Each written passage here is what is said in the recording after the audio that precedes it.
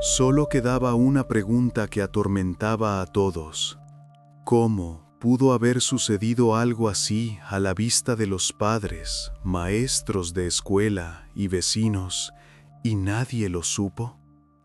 Las primeras investigaciones mostraron: las niñas siempre estaban a la vista, asistían a la escuela, no faltaban a clases. El estudio iba bien, las notas eran buenas, no había quejas oficiales ni señales de alarma. Sin embargo, los maestros notaron que eran retraídas y a menudo se contaban secretos.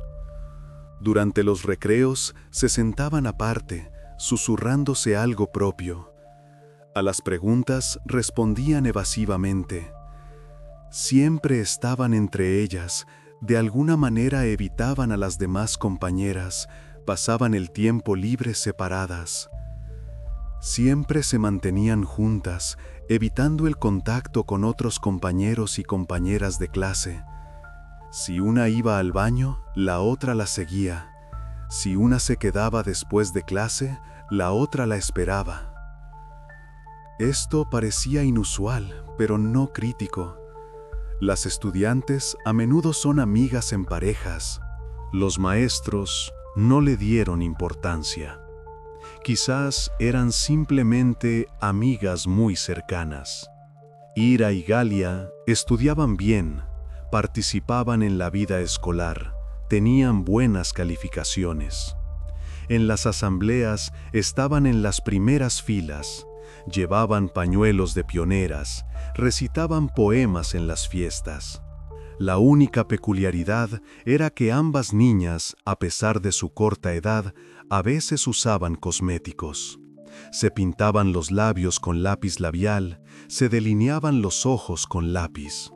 Los maestros les hacían observaciones, pero las niñas continuaban. A las preguntas respondían: «Buscan novios». «¿Para qué?», les preguntaban sus compañeras. Ellas decían: «Vamos a buscar novios». Las compañeras de clase se reían. «¿Qué novios a esa edad?». Pero Ira y Galia hablaban en serio, sin reír, como si fuera su trabajo. Un incidente en la escuela que ocurrió un mes antes de la tragedia atrajo la atención especial de la investigación. Durante la campaña Comparte algo con niños de otros países, Ira, al recibir una caja de regalos de la maestra, cayó repentinamente al suelo. No fue un desmayo. La niña se agarró el estómago y empezó a gritar. No a llorar, sino a gritar, con un grito desgarrador y penetrante. Así gritan de un dolor insoportable. Los maestros decían que ella simplemente gritaba a voz en cuello cuando estaba en clase. La profesora entró en pánico, corrió hacia la niña, quiso llamar a una ambulancia. Pero Ira de repente se cayó bruscamente, se levantó del suelo y dijo que todo estaba bien, que solo le había dolido el estómago, pero que ya se le había pasado. La maestra dudó, pero la niña insistió. Volvió a su sitio, se sentó en el pupitre, el rostro pálido, los labios apretados, pero ella calló, y la clase continuó como si nada hubiera pasado. Más tarde se supo, si la maestra hubiera insistido en un reconocimiento médico, la tragedia podría haberse evitado. Los médicos habrían descubierto rastros de maltrato. Habría comenzado una investigación. Las niñas habrían sido salvadas. Pero la maestra no insistió. Creyó que era solo dolor de estómago.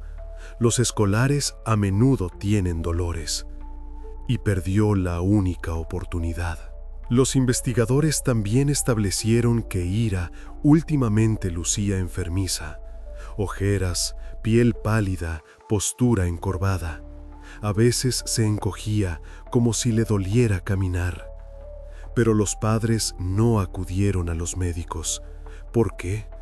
En ese momento, esta pregunta no interesaba a nadie. Más tarde se convertiría en clave. Los maestros contaron. Ella literalmente gritaba de dolor y rabia en clase, pero durante meses todos lo ignoraron. La subdirectora dijo que varias veces había pensado en llamar a la madre, pero siempre lo posponía.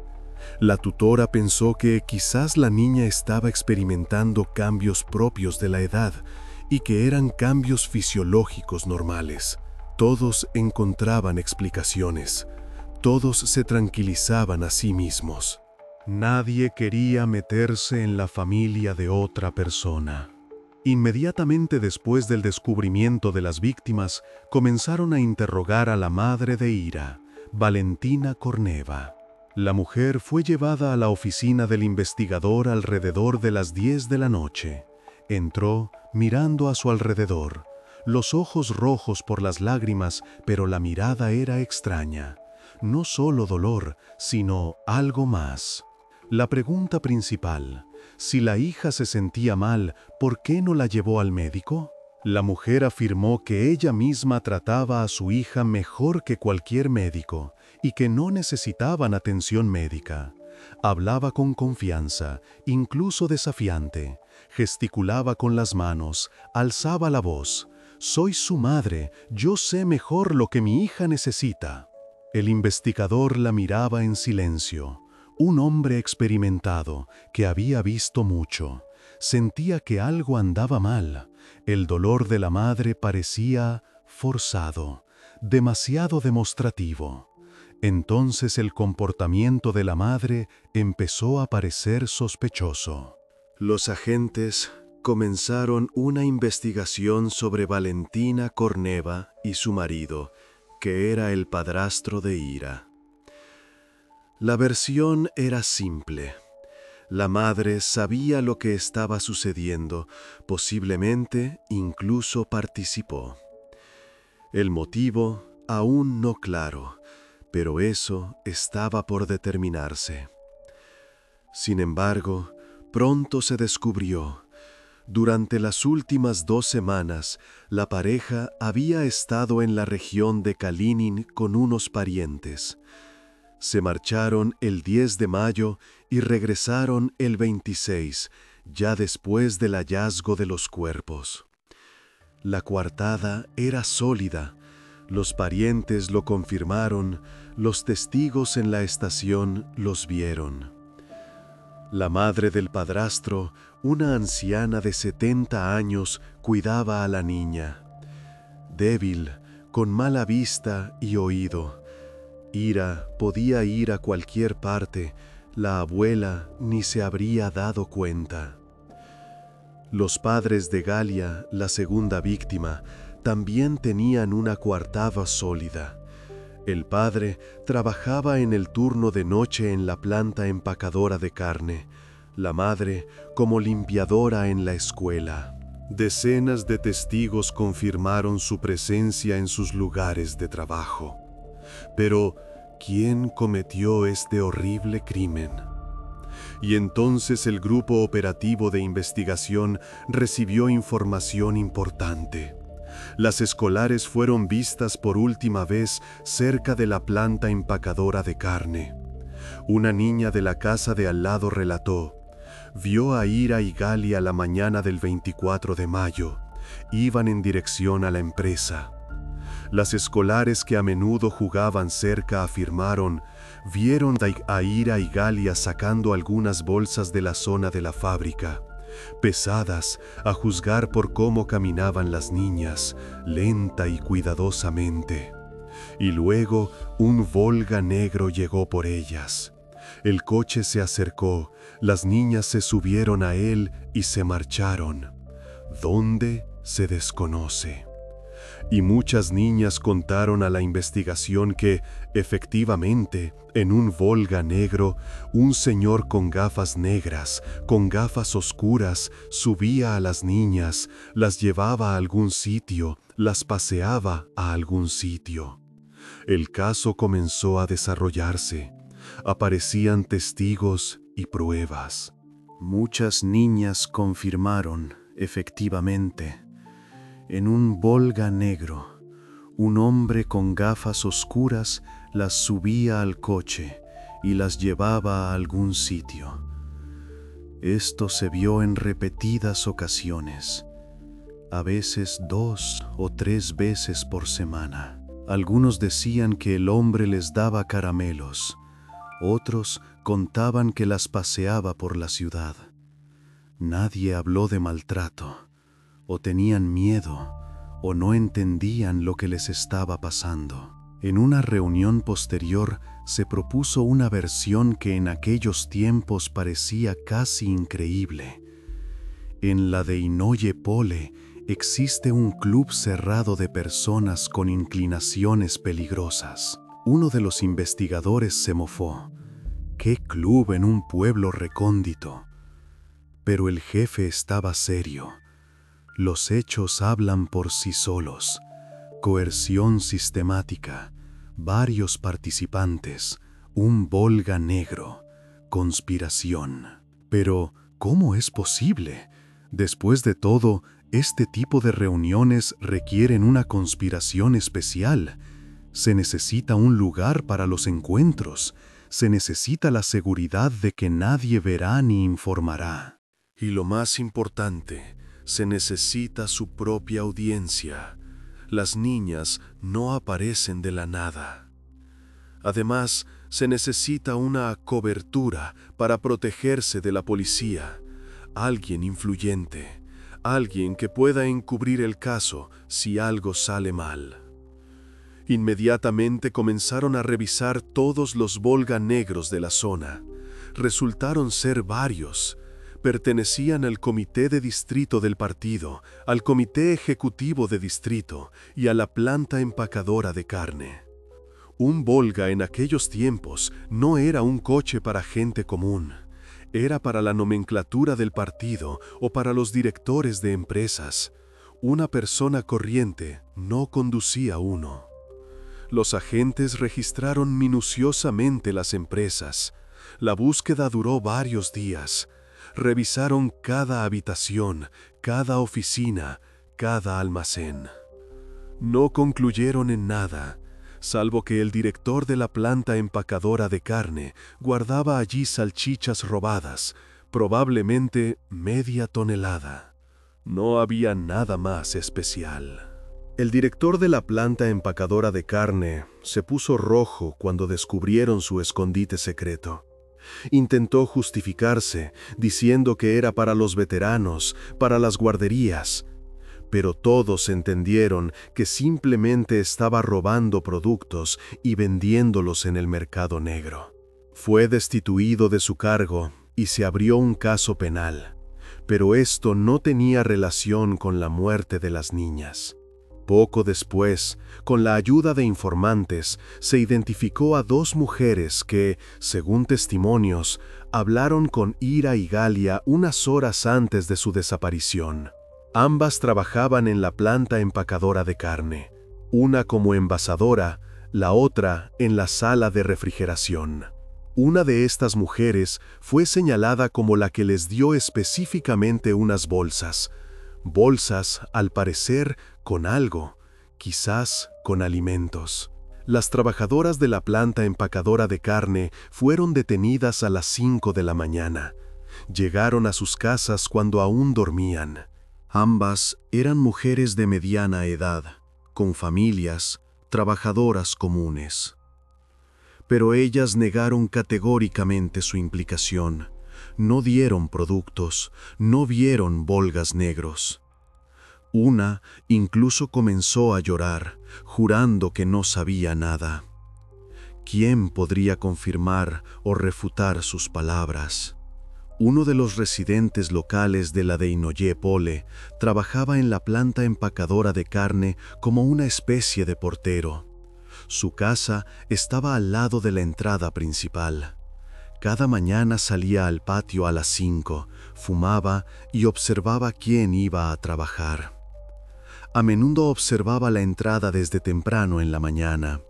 Conocía a todos los trabajadores por su nombre, notaba a los extraños. Un hombre mayor, meticuloso, atento. Fue él quien proporcionó información importante. Durante el interrogatorio, el hombre relató: las amigas efectivamente venían y recogían productos. Lo vio varias veces. Las niñas se acercaban a la ventanilla del almacén donde les entregaban bolsas, al parecer con salchichas o carne. Sin embargo, no se trataba de las niñas fallecidas, sino de la hija y la sobrina de una de las trabajadoras de la planta. Niñas completamente diferentes. A las que ya no estaban, nunca las había visto. Este descubrimiento inesperado llevó la investigación a un callejón sin salida. De nuevo, un callejón sin salida. De nuevo, una pista falsa. Literalmente, toda la ciudad se involucró activamente en la búsqueda del misterioso criminal. Los residentes de la Deinoye-Polé andaban tensos, desconfiados. Las madres acompañaban a sus hijas a la escuela y las recogían después de clase. Nadie las dejaba salir a jugar solas. Los periódicos escribían a diario sobre el hombre de las gafas oscuras en el Volga. Publicaban un retrato robot pidiendo a los testigos que informaran cualquier dato. El teléfono de la comisaría no paraba de sonar. Se empezó a prestar especial atención a las personas con trastornos mentales y a los reincidentes.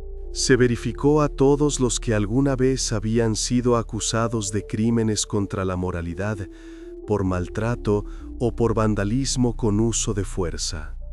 El fiscal recuerda: los adolescentes llamaban y decían: en el parque cultural un hombre estaba cometiendo actos indecentes. Una patrulla iba, atrapaban a este tipo. Preguntaban: ¿tú les quitaste la vida a las niñas? Él respondía: no. Lo comprobaban, no era él. En una semana, la Deinoye-Polé fue limpiado de todas las personas sospechosas. Expresionistas, individuos dudosos, pequeños delincuentes, todos fueron revisados, todos interrogados. A algunos los encarcelaron por casos antiguos, a otros los expulsaron de la ciudad. Pero el criminal nunca fue encontrado. Los agentes estudiaron los expedientes médicos de todos los habitantes de la ciudad. Revisaron los datos sobre lesiones laborales de los últimos años. Buscaban una cicatriz en la cara. Esa era la principal característica distintiva. Pronto se fijaron en un residente local de apellido Nelov. En su expediente figuraba una anotación sobre una lesión facial sufrida 3 años antes. Víctor Nelov, nacido y criado en Moscú. Entre sus conocidos se le conocía por el apodo de Moskvich, moscovita. Hablaba con un acento moscovita característico, orgulloso de su origen capitalino. Anteriormente, condenado 2 veces por robo y falsificación de documentos. En ese momento no trabajaba en ningún sitio. Llevaba un estilo de vida antisocial. Alquilaba una habitación en un piso compartido. Se las arreglaba con trabajos ocasionales, bebía mucho. Pero lo principal, una característica especial de Víctor, una cicatriz en la cara, larga desde la sien hasta la barbilla, una marca de cuchillo, obtenida en una pelea. Pronto se encontró un testigo que vio a Nelov acompañado de 2 niñas caminando por la calle Marx en dirección al río Svir. Un pensionista, ex militar, con buena memoria para los rostros. El hombre identificó a Ira y Galia por las fotografías sin dudar. Incluso recordó cómo iban vestidas. Ira con un vestido azul, Galia con una blusa blanca y una falda. Hora, alrededor de la 1 de la tarde del 24 de mayo, el día de la desaparición. Cabe señalar que, precisamente gracias a las publicaciones en los periódicos y las noticias, muchas personas acudieron por sí mismas a la comisaría y dieron valiosos testimonios. Alguien vio a las niñas aquí, alguien allí. Poco a poco se fue formando la ruta de su último día. Un par de horas después, Nelov fue detenido inmediatamente. Lo encontraron en el mismo rincón donde vivía.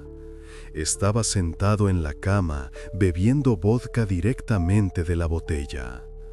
Al ver a los policías, ni siquiera se sorprendió, como si los estuviera esperando. Pero él negó su presencia en la ciudad esos días. Afirmó que había estado borracho las últimas 2 semanas. No recordaba nada. Pudo haber estado en algún lugar, hablando con alguien, pero no lo recordaba. Una postura conveniente para un sospechoso. El alcohol borra la memoria. Sin memoria, no hay responsabilidad. Los investigadores interrogaron a los residentes de la casa en la calle Marx y encontraron a otro testigo valioso. Una mujer que vivía en el primer piso miró por la ventana y vio cómo Nelov metió a las niñas en un coche. Un Volga negro. No recordaba la matrícula, pero sí recordaba que el conductor llevaba gafas oscuras y una camisa clara. El coche se dirigió hacia las afueras de la ciudad. Esto confirmaba la versión de un club cerrado de personas con tendencias criminales. Nelov era el informante. Atraía a las niñas, las subía al coche, las llevaba a algún lugar, y allí estaban el resto de los participantes. Nelov, por supuesto, lo negó todo y se comportó de manera muy astuta. Durante los interrogatorios, se sentaba desparramado en la silla, sonreía burlonamente. Afirmaba no recordar nada. Posiblemente había estado borracho. El investigador perdió la paciencia varias veces, elevando la voz. Pero Nelov repetía imperturbable lo mismo. No recuerdo. Estaba borracho. Quizás fui a algún sitio, no lo sé. Sin embargo, el verdadero lugar del crimen seguía siendo desconocido. El coche pudo haber llevado a las niñas a localidades cercanas. En un radio de 50 kilómetros había varios pueblos y dacha. Esto ampliaba considerablemente el círculo de búsqueda de los demás criminales. El caso no se detuvo ni un minuto. Los investigadores trabajaron las 24 horas del día, dormían 3 o 4 horas y comían a la carrera. Para no perder ninguna pista, cada versión se investigaba a fondo.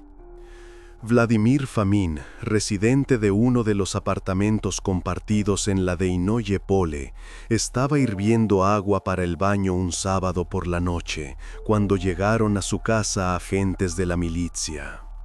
Abrió la puerta, vio a 2 operativos y su rostro cambió. Palideció, sus ojos se movían inquietos. Durante la investigación se descubrió que, un año antes, Fomin había sido vecino de Ira Korneva en el apartamento compartido. Vivían pared con pared. La delgada partición permitía oír todo. Después de esto, la madre y el padrastro de la niña recibieron un nuevo apartamento y se mudaron. Se fueron rápidamente, en un solo día. Los vecinos decían que Valentina tenía prisa, como si huyera de alguien. Curiosamente, Fomin tenía 3 condenas. Cada vez salía y volvía a caer. Fomin es un reincidente, dijo el investigador. En su juventud fue procesado por un crimen grupal contra una persona. Esto fue en los años 50. Entonces le dieron 15 años, una pena larga para la época. Cumplió 15 años de prisión y salió siendo ya un hombre maduro. Parecía que debía haberse reformado, pero no. Poco después de su liberación, fue condenado por acciones inaceptables contra una colegiala. La de al lado, la atrajo a su casa, prometió mostrarle gatitos. Le dieron 3 años. Tras estudiar la biografía del sospechoso, los operativos estaban seguros. Famín era precisamente el implicado en el brutal crimen. Todo encajaba: antecedentes penales, su vecindad con Ira, su reputación. Lo detienen inmediatamente, lo llevan a la oficina del investigador. Famín se sienta con la cabeza gacha, las manos las tiene apoyadas en las rodillas. Permanece en silencio. El investigador pregunta: ¿dónde estuvo el 24 de mayo? Famín responde: en casa, haciendo reparaciones en su habitación. Pintó el techo, encaló las paredes. No salió en todo el día. Quedaba la pregunta: ¿quién puede confirmarlo? Famín responde: mi esposa. Ella estaba en casa, lo vio. Durante el interrogatorio, la esposa del sospechoso fue traída 1 hora después. La mujer entró en la oficina, se sentó frente al investigador. Puso las manos sobre la mesa, mirando directamente. Ella declara que el testimonio de su marido no es cierto. Lo dice con firmeza, sin dudar.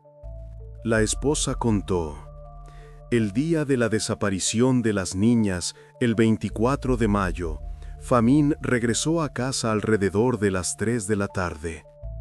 Inmediatamente cerró la puerta principal con llave y la apuntaló con una fregona para que nadie pudiera entrar ni siquiera con una llave. Le prohibió estrictamente a su esposa dejar entrar a nadie. Si alguien llamaba a la puerta, debía decir que él no estaba en casa. Si llamaban por teléfono, debía decir que se había ido a casa de unos parientes. La obligó a repetir esas frases hasta que las memorizó. Luego, Famín se quitó la camisa sucia. Su esposa vio que estaba llena de manchas oscuras. Él comenzó a tratarla directamente en la habitación, sin esperar la noche. El exconvicto ideó una forma de cambiar el color de la tela usando tinte para madera, un producto que normalmente se usa para tratar objetos de madera. Había leído en algún lugar que el tinte cubría las manchas. Vertió el tinte en una palangana y empapó la camisa. La tela comenzó a oscurecerse, a cambiar de color. Famín estaba satisfecho. Pensó que las huellas habían desaparecido. Famín, semianalfabeto, no sabía que el tinte no solo cambiaría el color de la tela, sino que también fijara las manchas, impidiendo que se lavaran. Una reacción química. La sustancia entraba en contacto con el tinte y permanecía para siempre en las fibras. Como resultado del peritaje, se encontraron rastros oscuros en la camisa teñida. El grupo sanguíneo coincidía con los datos de la asesinada Ira. En ese momento no existía el análisis de ADN, pero el grupo sanguíneo y el factor RH coincidieron. Famín fue arrestado, pero hasta el final no reconoció su culpabilidad. Vladimir lo negó todo. Dijo que era una calumnia, que su esposa se vengaba por los golpes, que ella mentía para deshacerse de él. Y en cuanto a la camisa, simplemente le había derramado vino, por eso la había teñido. Su figura no encajaba con la imagen de los organizadores del crimen. Un exconvicto, alcohólico crónico, un elemento desclasado. Vive en un rincón de un apartamento compartido, subsistiendo con trabajos ocasionales. Era difícil creer que personas de tan bajo estatus social pudieran organizar algo así. Coerción sistemática, conspiración, un coche, un lugar de encuentro, todo eso requiere recursos. Durante los interrogatorios, Vladimir se encierra en sí mismo y deja de responder preguntas. Se sienta, con la mirada fija en un punto, los labios apretados. Permanece en silencio. El investigador prueba diferentes métodos. Presiona, amenaza con una condena. Luego recurre a la amabilidad, promete indulgencia. Pero Famin se queda en silencio, como si se hubiera apagado. Mientras tanto, los operativos revisan a todos los residentes de la Deinoye Pole y las ciudades cercanas que habían sido procesados anteriormente por casos de conducta inapropiada, delitos graves y privación de vida. La lista resultó larga. Se descubrió que en la zona residían más de 50 personas con antecedentes penales por crímenes similares. La ciudad de destierro mostró su verdadera cara. Se presta especial atención a los vecinos, amigos y conocidos de los arrestados Famin y Nelov. ¿Quién formaba parte de su círculo? ¿Con quién bebían? ¿A quién visitaban? Y entonces, desde la ciudad vecina de Podporozhye, llega una señal. Una mujer fue a buscar setas al bosque temprano por la mañana. Se alejó unos 300 metros del camino, adentrándose en el bosque. Y de repente vio a un hombre que estaba detrás de un árbol y se comportaba de manera inapropiada. La mujer se asustó, quiso huir, pero el hombre la vio, corrió tras ella. La alcanzó, la agarró por el brazo. Intentó hacerle algo que humillaba su dignidad allí mismo en el bosque. La mujer logró convencerlo de que desistiera de su intención. Le dijo que tenía familia en casa, que su marido la esperaba. Prometió no contárselo a nadie. El hombre dudó. Luego la soltó. La mujer llegó a casa llorando. Por la noche se lo contó a una amiga. La amiga era esposa de un miliciano. Ella comprendió de inmediato que debían informar. Un día después, la información llegó a los investigadores de Leningrado. La implicación del hombre fue investigada de inmediato. Se trataba de Sergei Mayakishev, de 40 años, que trabajaba como zapatero en el centro de servicios domésticos. Era local, había vivido toda su vida en Podporozhye, un hombre callado y discreto. Los vecinos decían, raro, pero no peligroso. Mayakishev tenía antecedentes penales, de estatura baja, jorobado, con un rostro desagradable. Siempre andaba encorvado, evitando mirar a los ojos. Cuando comenzaron a investigar su pasado, se descubrió algo terrible. 20 años atrás, había coaccionado a una niña, dejándole una marca para toda la vida. Tenía muy pocos años.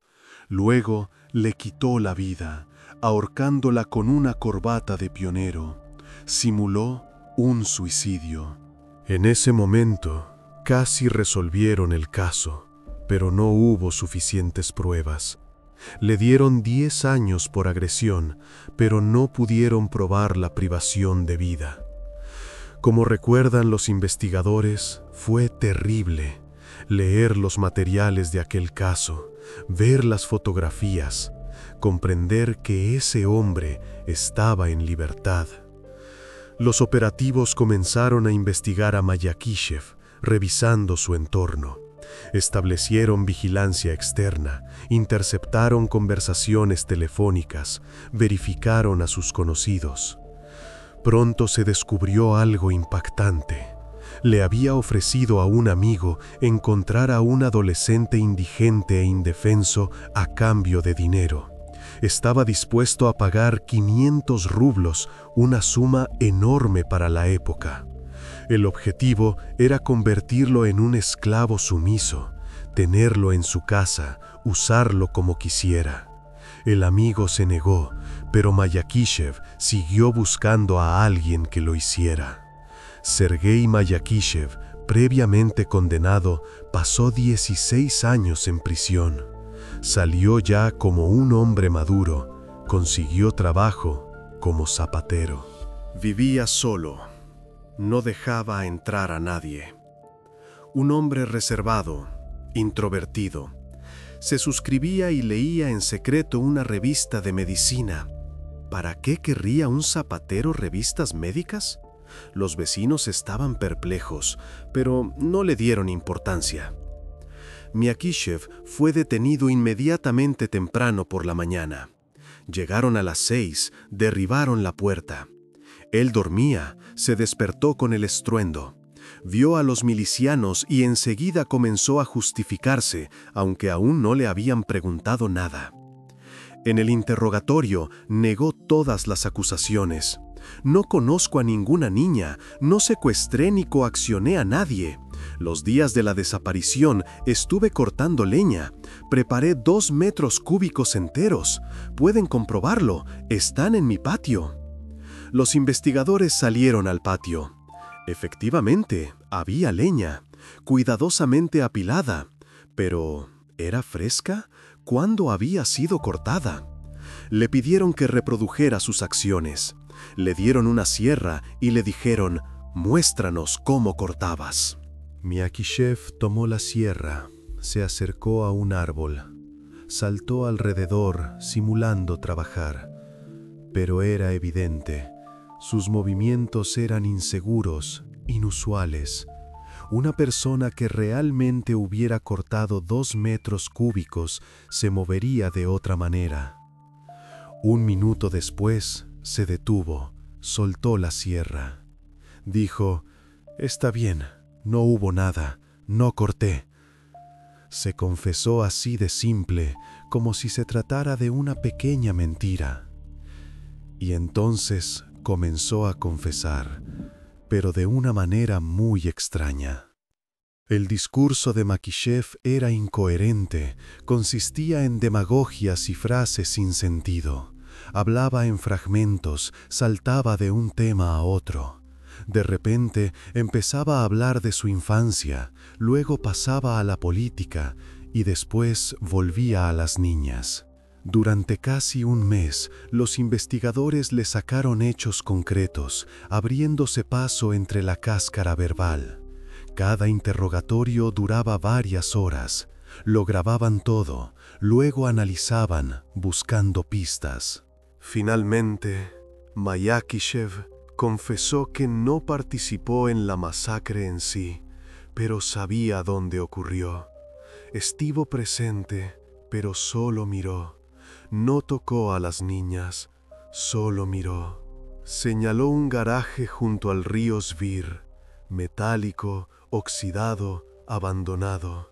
Antiguamente reparaban coches allí, pero hacía mucho que lo habían dejado. Cuando abrieron el local, los operativos inspeccionaron minuciosamente cada rincón. Buscaban rastros de lo sucedido, cabellos, trozos de ropa, pero nada. El garaje estaba vacío y limpio. Ningún rastro sospechoso. Y Myakishev, de pie al lado, sonreía con malicia a los investigadores. Disfrutaba de su desconcierto. Se hizo evidente, los estaba tomando el pelo, jugando con ellos. Disfrutaba de tener el control de la situación. La distancia entre Leningrado y Ladinoye Pole es de más de 200 kilómetros, un largo camino por carreteras secundarias a través de bosques y pantanos.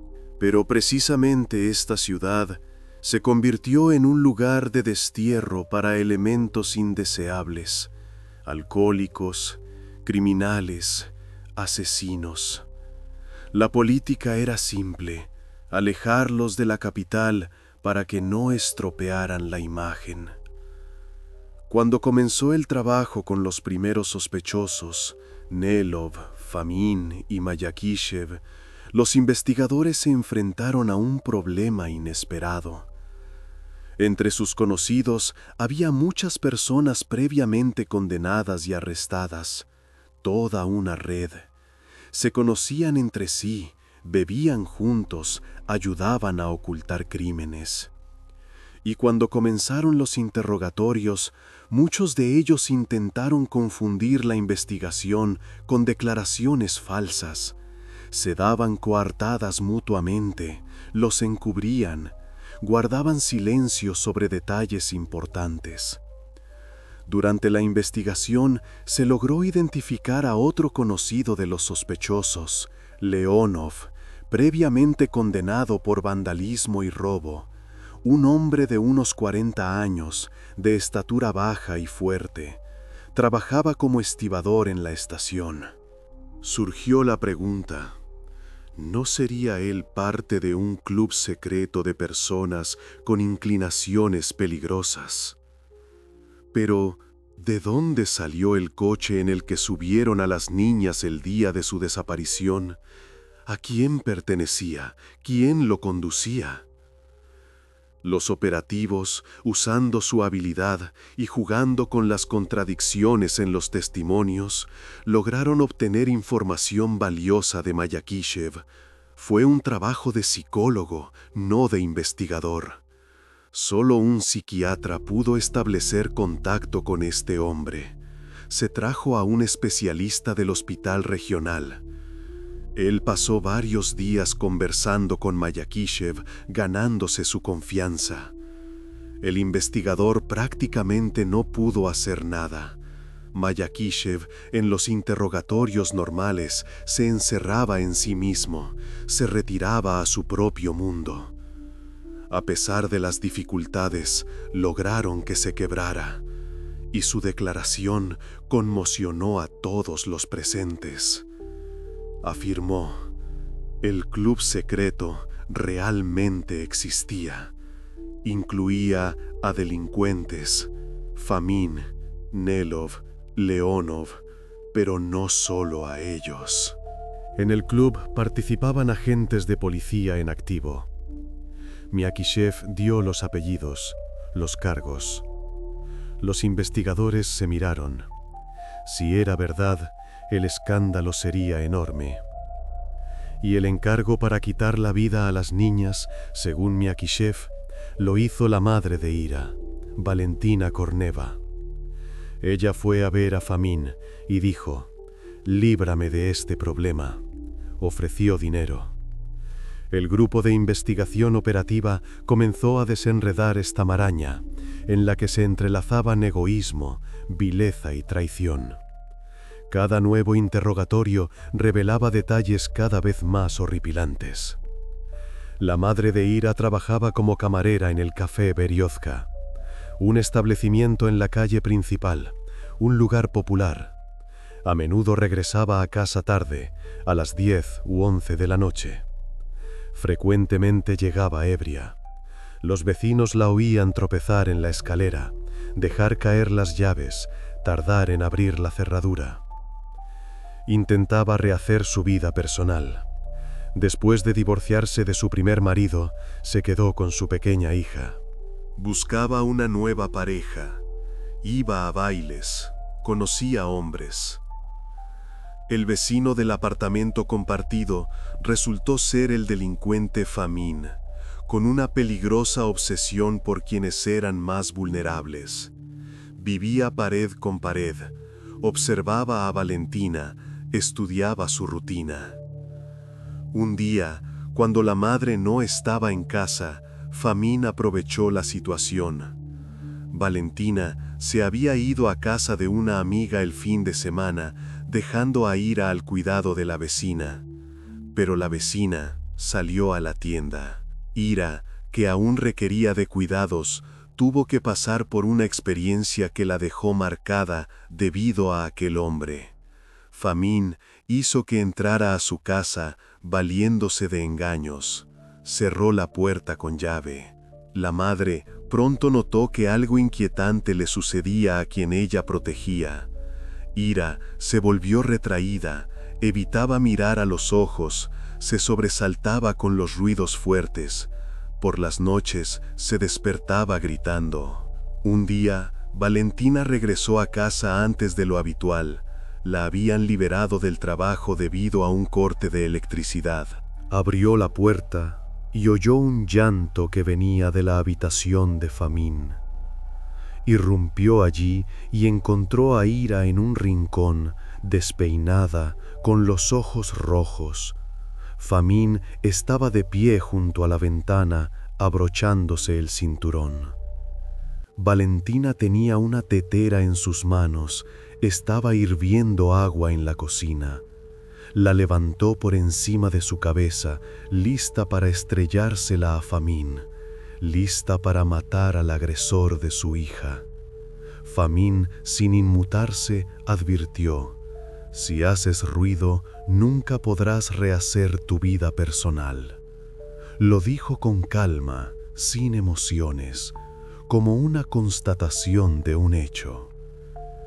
En ese periodo, Valentina conoció a un agente de policía, el inspector del Centro de Desintoxicación Médica, Kornev, un hombre serio, abstemio, con buen sueldo, dispuesto a casarse.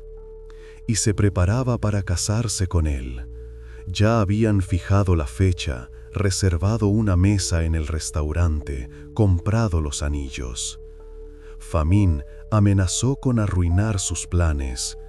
Dijo que iría a la boda y le contaría al novio qué clase de madre era. Cómo dejaba a su hija sola, cómo su hija iba a casa de los vecinos. Al contarle a su futuro esposo sobre su pasado, sobre cómo cuidaba mal a su hija, Famín podría frustrar la boda. Temiendo la publicidad, la mujer guardó silencio. Soportó. Hizo la vista gorda a lo que le sucedía a su hija, solo para preservar su felicidad personal. Durante el interrogatorio, ella relató emocionalmente su situación. Movía las manos, ponía los ojos en blanco, unas veces alzaba la voz, otras pasaba a susurrar. ¿Y qué podía hacer yo contra este bandido?, gritaba ella. Me amenazó, dijo que arruinaría mi vida. Los investigadores enseguida comprendieron que era una actriz, una manipuladora experimentada. Unas veces lloraba a lágrima viva, secándose las lágrimas con un pañuelo. Otras, de repente, se reía histéricamente al recordar algún detalle, y luego volvía a llorar por su hija, lamentándose. Poco después, Valentina se casó y dio a luz a un hijo. Kornev estaba feliz. Finalmente, una familia completa. Fue entonces cuando Famín ideó su cruel plan. Un plan que finalmente hizo a Kornev completamente dependiente. Un día, cuando el padrastro de Ira, Kornev, regresó a casa ebrio después de una fiesta de empresa, Famín aprovechó el momento. Él fue de visita, trajo otra botella, bebieron.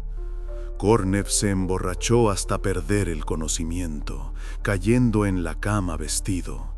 Y Famín le puso en la cama a su hijastra, a quien previamente había obligado a realizar actos que la traumatizaron. Por la mañana, Kornev se despertó y encontró a Ira a su lado. Al principio no entendió lo que sucedía, luego lo comprendió y se heló. Famín ya lo esperaba en el pasillo, sonrió con malicia. Explicó la situación. Dijo que ahora Kornev era un criminal como él, y que, si pasaba algo, sería procesado.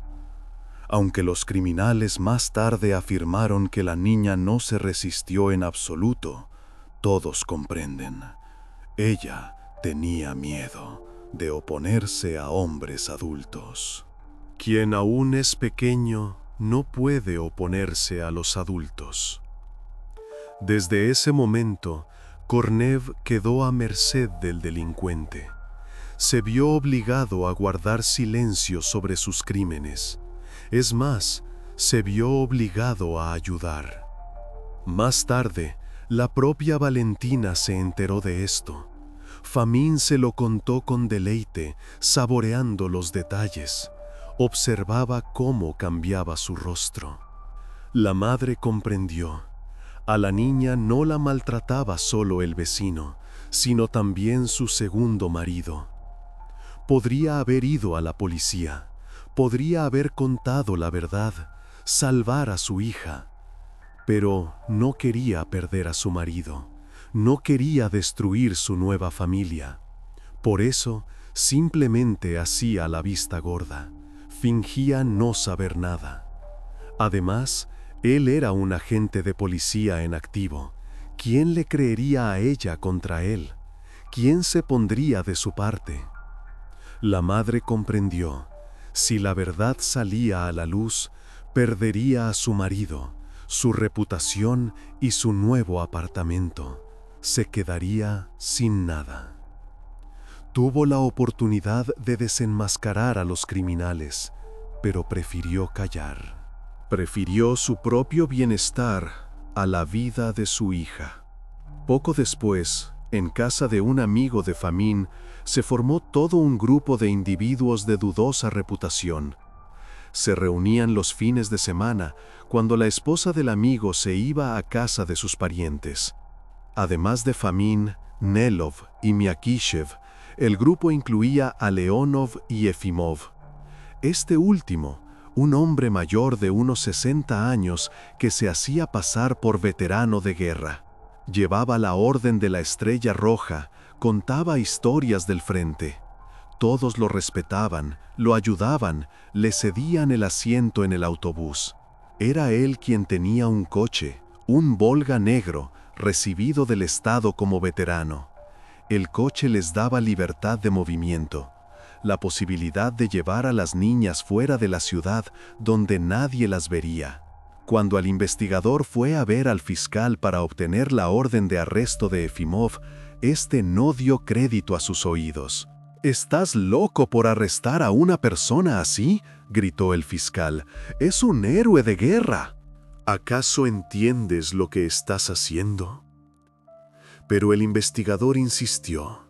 Mostró los materiales, los testimonios de los testigos. El fiscal, tras leerlos, palideció. En silencio, firmó la orden. Los criminales quebraron rápidamente la psique de ira. Ella comenzó a percibir lo que sucedía como algo natural, como una norma de vida. No se resistía, no lloraba, no se quejaba. Es más, incluso trajo a su amiga Galia. Le contó que había personas que daban regalos y caramelos. Galia accedió a ir. Así, una segunda inocente fue arrastrada a los crueles juegos. Galia Conina, que simplemente confió en su amiga. A Famín esto le pareció poco. 1 o 2 víctimas, eso no era suficiente para sus peligrosas fantasías. Más tarde, comenzó a involucrar a algunos conocidos en la situación.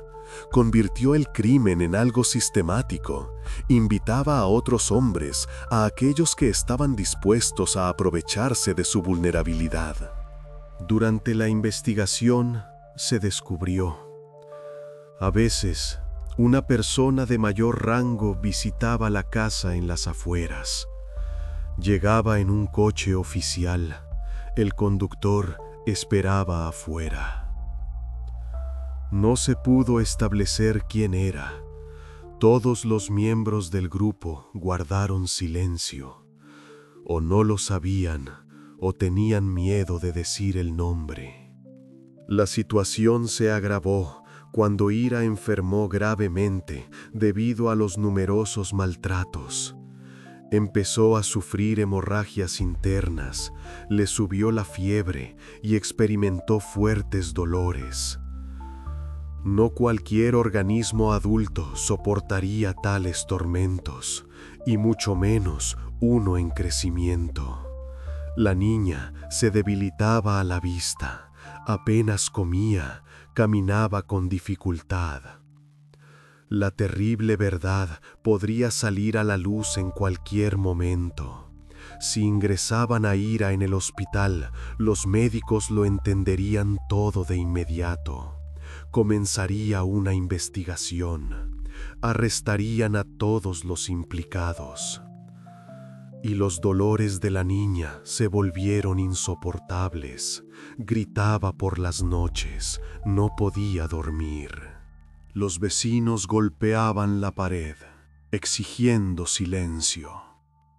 Entonces la madre de Ira, Valentina Korneva, se decidió por algo terrible: deshacerse de su hija y de su amiga, quitarles la vida a ambas para mantener el secreto y su nueva familia. Por supuesto, la mujer al principio contó otra historia. Dijo que ella misma había sido rehén de la situación, que Famín la había amenazado, obligándola a callar. Supuestamente organizó la masacre de su hija para librarla de los tormentos, por compasión, por amor, para que la niña no sufriera más. Pero no. La investigación estableció la verdad. La mujer se convirtió en la organizadora y la que encargó el asesinato de su propia hija para librarse a sí misma y a su marido de un cargo penal, para mantener a su familia, su apartamento, su vida tranquila. Encontró al ejecutor en Famín, fue a verlo, le ofreció dinero, 300 rublos, una suma enorme para la época. Famín aceptó. Incluso se alegró. Surgió la oportunidad de deshacerse de testigos y además ganar dinero. Para crear una coartada, los Kornev se fueron de la Deinoye Pole el 10 de mayo. Les dijeron a los vecinos que iban a ver a unos parientes a la región de Kalinin. Llevaron a su pequeño hijo, compraron billetes de tren, y el resto de los miembros del grupo criminal, el 24 de mayo, atrajeron a las desafortunadas niñas y les quitaron la vida en la casa de uno de los miembros del club, en el sótano de una vieja casa de madera en las afueras de la ciudad. Famín ordenó al teniente Kornev que supervisara el trabajo de los investigadores y le informara de todo. Kornev, trabajando en la policía, tenía acceso a la información. Sabía qué versiones se estaban verificando, a quiénes se sospechaba. Regularmente llamaba a Famín, le transmitía información. Le avisó cuando empezaron a revisar los Volga, le avisó cuando dieron con Nelov. Solo después de la detención de Famín y los demás quedó claro: todo el grupo ya no podría escapar al castigo. Kornev lo comprendió el último, cuando fueron a buscarlo a su trabajo. Estaba sentado en la oficina del Centro de Desintoxicación Médica, rellenando un cuaderno. Entraron dos hombres de paisano. Levantó la vista y lo comprendió todo al instante. Su rostro palideció, sus manos temblaron.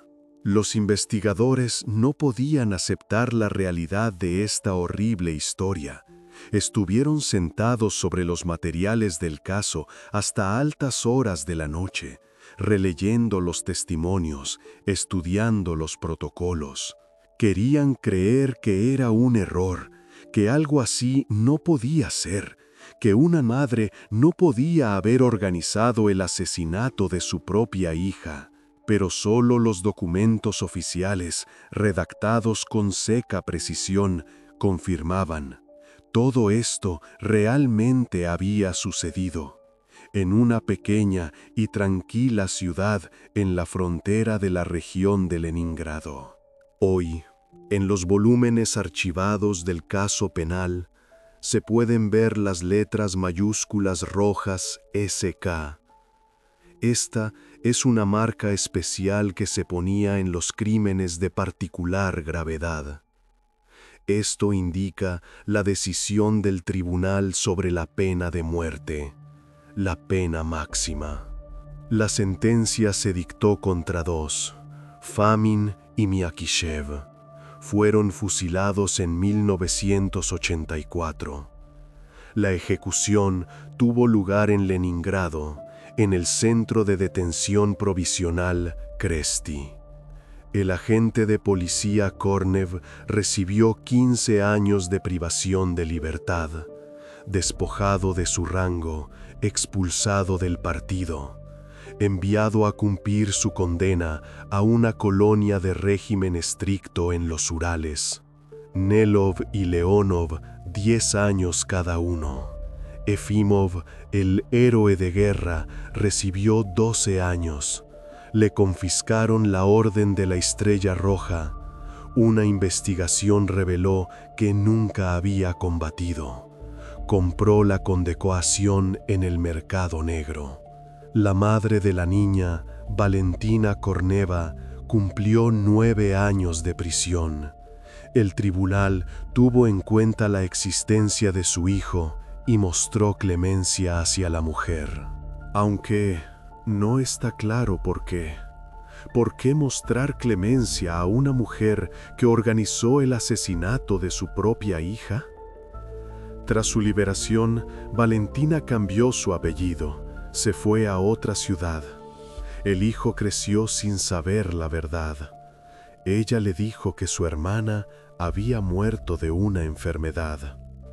La tragedia de la Deinoye Polé en 1983 conmocionó a todos los residentes locales. La gente no podía creer que algo así sucediera a su lado, en la calle de al lado, en la casa de al lado. Millones de ciudadanos soviéticos ni siquiera sospecharon lo sucedido. El caso fue clasificado al más alto nivel. Ni una sola palabra apareció en la prensa, ni en los periódicos, ni en la radio, ni en la televisión. Oficialmente se consideraba, en una sociedad de socialismo desarrollado, tales crímenes eran imposibles.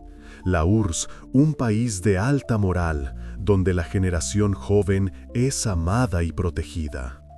Reconocer la existencia de tales monstruos significaría destruir la imagen ideológica. Por eso, era más fácil guardar silencio. Solo más tarde, en la época de la perestroika y la glasnost, cuando se empezaron a abrir los archivos, se supo que en la URSS también existían criminales y monstruos. Algunos casos sobre ellos todavía están clasificados. Se guardan en archivos especiales. El acceso es restringido. Es posible que allí se oculten los nombres de personas que aún ocupan altos cargos.